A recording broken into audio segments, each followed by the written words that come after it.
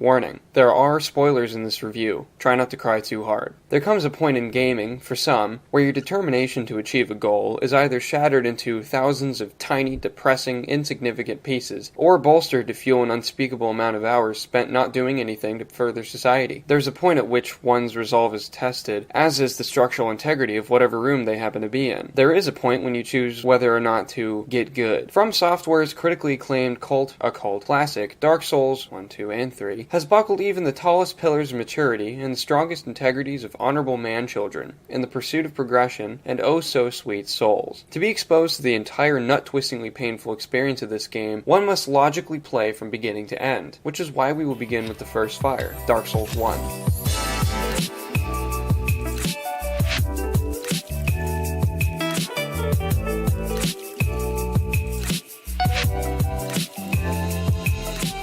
Out of the three in the series, Dark Souls 1 arguably has the most creative and memorable environment construction. From the deep, terrifying, unoptimized depths of New Londo ruins to the hottest trending spots to praise the sun in Anor Londo, the astounding color palette, variety of architecture, and strategic battlegrounds all add up to the wonderful world of Lordran, if you'd call it wonderful. I remember excitedly typing to a friend on Steam having just been hoisted to the bright towers of Anor Londo itself for the first time, only to be sat on by a new enemy that I hadn't encountered multiple times. In any other game, after the second death, I would have hit Alt F4 and stormed off, which I'll admit I have done with this game. Yet the incandescent sheen of this newfound kingdom would keep me whacking at the legs of this giant with my puny turd club to discover what was held in that far-off palace. Surely, many fuck-ups and tears to brag about later would be found, only to have me being told that someone else did it their first time with an Etch-a-Sketch, without dying, and that I should consider getting good. Multiple areas offer the substantial amount of awe, and the pain to get there is worth it. Trudging through the depths of,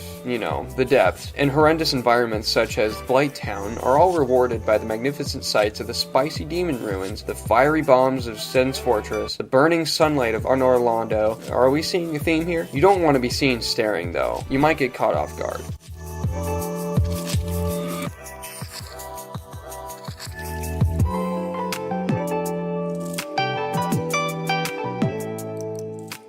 The next wonderful thing about Dark Souls 1 is its wonderful monster and enemy design, which seems just punitive enough to make you piss tears. The most important thing about the design of these enemies and bosses is that if you die, it's ultimately your fault. From Software has somehow created a title in which man-children can no longer blame the game, as often, for their own follies. This makes for an interesting internal conflict in the man-child, one between being angry with the game or being angry with themselves. The combination of both often has disastrous results. The other side of this issue is the pure dopamine needle shot you achieve once you get past these enemies on your own. I summon, call me a casual. I can say that I've never beaten the twin gargoyles on NG without summoning, and that if I did, I'd probably spray everywhere. Every boss, every enemy, every NPC, they all had personality. From whatever aspects of the enemy/NPC that were exposed to the player, you can imagine what it does off screen. I imagine hollow soldiers just stand there. You can feel the true accomplishment of extinguishing pure evil, or cry at senselessly killing a harmless wolf only needing to protect his master's legacy. Then, of course, there's this fucking thing.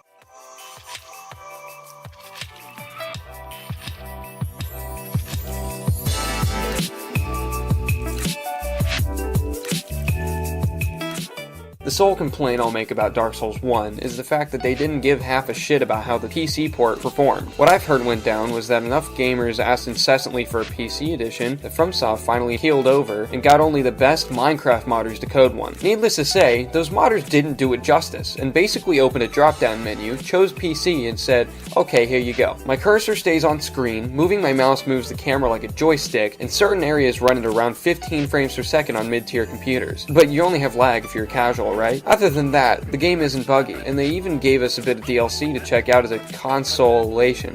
Prize. Whoop whoop.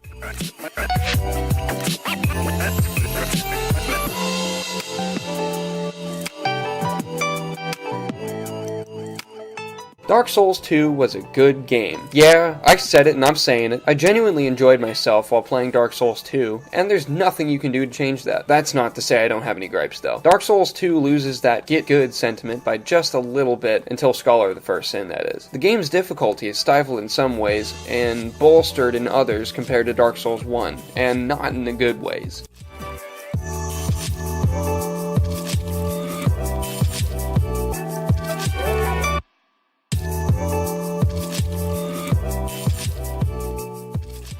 Oh, Jesus Christ, why? The bosses in Dark Souls 2 are frothing piles of garbage compared to the sexy, voluptuous ones in 1 and 3. They're basically cheese nips compared to Cheez-Its, and I don't fuck with no cheese nips. Some bosses are literally repeats of other bosses. Same shit, not even variations. In one fight, they literally just fucking add a second one. Isn't that nice? Bosses that aren't copy-pasted are either actually okay, or ones like the old Iron King, where the thing you die to the most often isn't even the boss himself. It's a hole in the fucking arena. Some bosses just damage you by being near them, like the Smelter Demon, and the Smelter Demon. No, really, same shit. There are a rare select few bosses which make the cut of actually being decent, one of them being the Mirror Knight. Shit was tight. The final boss is a joke, again until Scholar of the First Sin. Unless you read up on the game's lore, or pay attention deeply during the game, you don't even know where they came from or why you're fighting them. I guess that's how Dark Souls' story works, but this was just unfair. Not to mention, if you don't find the final boss area until the very end of the game, the fight turns into a 3-round punch-out with 1, the cheesiest fucking cheese fight of your life, 2, your ex, and 3, a tree with a fucking diploma. It's just sad.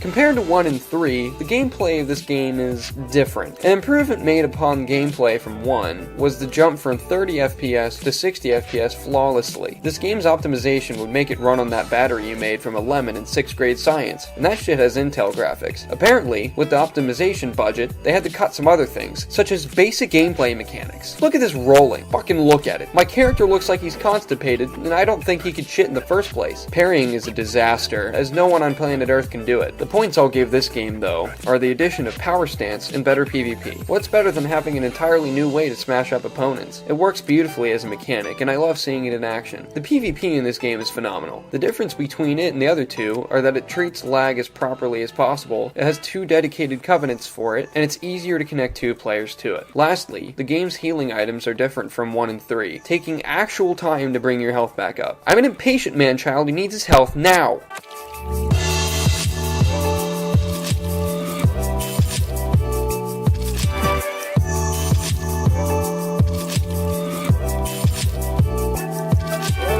Dark Souls 3 was a masterpiece, but slightly less of a masterpiece than Dark Souls 1. Even with that, it's still my favorite, because fuck logic. Dark Souls 3 took the issues people had with Dark Souls 1 and 2 and fixed them mostly. The issue with 2 being that it was made by B-Team. Animations are 10 times better, it's 60 frames per second, and connection issues are nearly non-existent unless you have bad internet yourself. 3 does not have officially set PvP arenas like 1 and 2 do. The players choose them themselves. That's a blessing and a curse, because players can't go through Irithyll while embered without being invaded 6 times.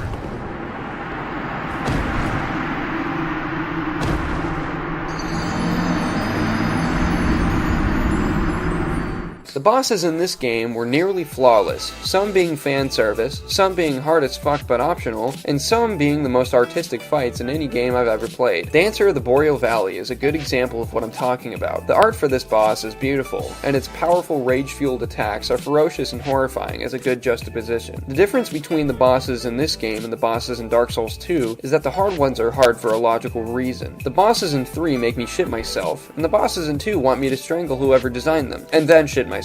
In 3, the idea of intertwining areas with shortcuts is brought back from 1, but with more doors that don't open from this side. If you're outside of a building, you can see almost every other area you've been to or are going to be in. There is no filler scenery, which is downright amazing. Certain areas are brought back from the days of old. I won't mention them, but if you played 1, you know exactly what I'm talking about.